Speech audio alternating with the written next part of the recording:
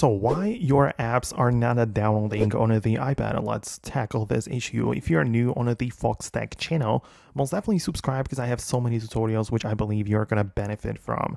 Anyways, when your apps are not downloading, there might be more things which are going on. First of all, I would check the settings and then at the general section and iPad storage, and you can see your capacity and how much free storage you have available. And of course, if the problem is that your storage is full, well, of course, you cannot download any more applications, right? So just make sure you delete something to free up the storage.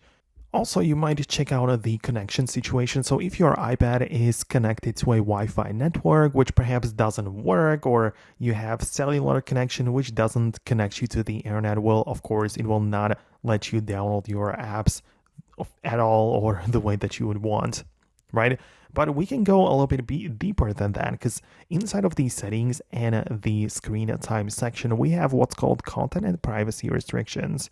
And if you have those set up, it's possible that the app installations are simply not allowed. Same thing for the App Store or even app marketplaces, right? So you can see plenty of different toggles to limit your iPad in terms of downloading apps. So I just want to make sure that you have all of these allowed, or even better, you can turn off the restrictions altogether with a click of a button, and nothing should interfere with your iPad anymore. But at the end of the day, check out that you are also running the latest version of the operating system, because if there's something like a software issue behind all of this, usually it gets resolved with a latest software update. So let me know in the comments below if you managed to make it work on your device. Thanks a lot for watching, and I'll talk to you later in the next tutorials and videos like this one. So stay tuned and I'll see you later.